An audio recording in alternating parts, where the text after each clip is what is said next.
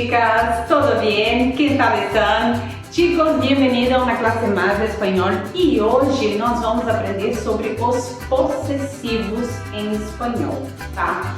É um conteúdo relativamente fácil, não é muito difícil, mas principalmente quando a gente vai lá para a terceira pessoa do singular e do plural, gera muitas dúvidas em determinados alunos porque você pode acabar confundido com o português e é diferente a forma de uso, tá? Então vem comigo, já pega o seu caderninho, antes de mais nada, me segue lá no meu Instagram também, porque sempre tem dicas novas por lá, eu sempre tô falando quando tá saindo vídeo novo, aqui sempre tem vídeo novo, aqui sempre tem vídeo novo, quarta, sexta e domingo às 6 horas da tarde em ponto, então você pode vir estudar aqui comigo, beleza? Bom, pega seu caderno, tá? Sua caneta, seu lápis e vem comigo aqui pro quadro para Pizarra, porque a gente vai começar a explicação. Vamos lá? Então, pessoal, os possessivos em espanhol, a gente tem duas categorias de possessivos. A gente tem os adjetivos possessivos e a gente tem os pronomes possessivos. Eu vou até colocar aqui para vocês.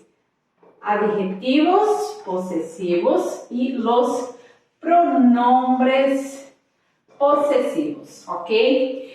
Os adjetivos possessivos, eles vão acompanhar o substantivo, tá? E eles sempre vão anteceder os substantivos. A gente usa eles sempre antes do substantivo, que é o que vocês provavelmente falam bastante quando estão falando espanhol, mesmo sem saber. Sabe? Acertou, miserável.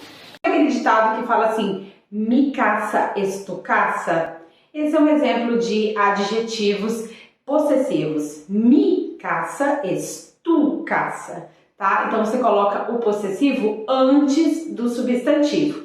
Isso é um adjetivo possessivo, assim se chama, tá bom? E os adjetivos possessivos, isso é muito importante. Vamos olhar primeiro aqui para esse bloco, o vermelho a gente deixa para depois. Os adjetivos possessivos, eles sempre variam em número. Mi, mis, tu, tus, su, sus, ok? Primeira pessoa, segunda pessoa, terceira pessoa do singular. Mi tia, tu tia, su tia. Mis tias, tus tias, sus tias. Ele não varia em gênero, apenas em número, ok? Beleza, e volta a variar também só em número na terceira pessoa do plural, tá? Deixa esse espaço em vermelho depois, porque ele vale para os dois, tanto para os adjetivos possessivos como para os pronomes possessivos. Agora, os pronomes possessivos, eles variam em gênero e número. É por isso que tá aqui, mio, mia, mios, mias, tuyo, tuya, tuyos, tuyas. E atenção, porque se você vai na Argentina, provavelmente você vai ouvir tucho, tuxa, tuxos, tuxas, ok? Então, muita atenção. Suyo, suya, suyos e suyas. Professora, por que eles variam em gênero e número? Lembra que eu sempre comento para vocês o que é um pronome? Qual é a função de um pronome?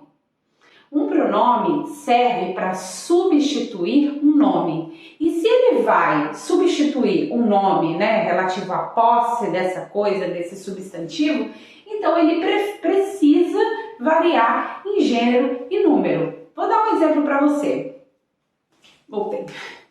Este es mi bolígrafo, no tuyo. El tuyo, no sé dónde está.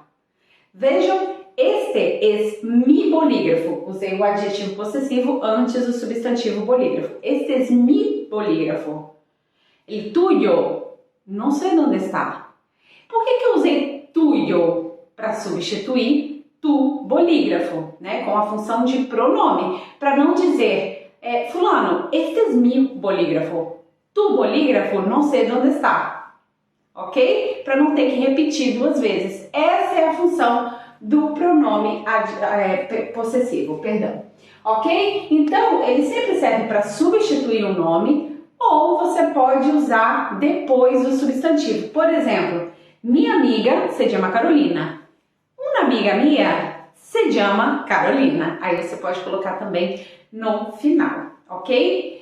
E por que eu deixei esse aqui separado em vermelho? Porque quê? Eu disse que esse só varia em número e esse aqui varia em gênero e número.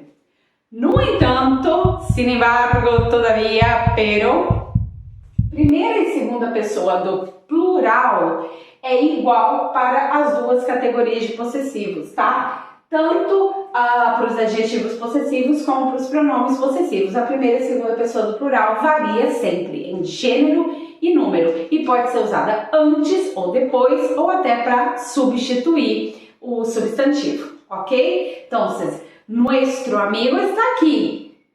Un amigo nuestro va a venir mañana, ok? Então, você pode usar aí para os dois, por isso que eu deixei em vermelho. E na terceira pessoa, volta a regra, né? Terceira pessoa do plural, volta a regra. Adjetivos só variam em número, e é sempre antes do substantivo, e os pronomes possessivos em gênero e número, e sempre para substituir ou depois de um substantivo.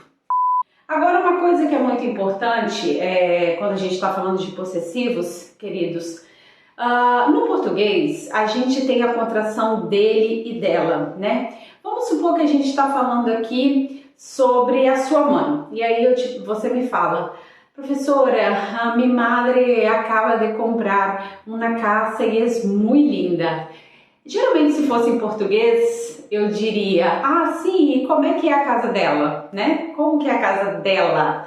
Então, os alunos em espanhol têm esse costume de falar: ah, sim, então, como é a casa de ella? Se a casa de ella é grande, esse de ella, de ele, sabe?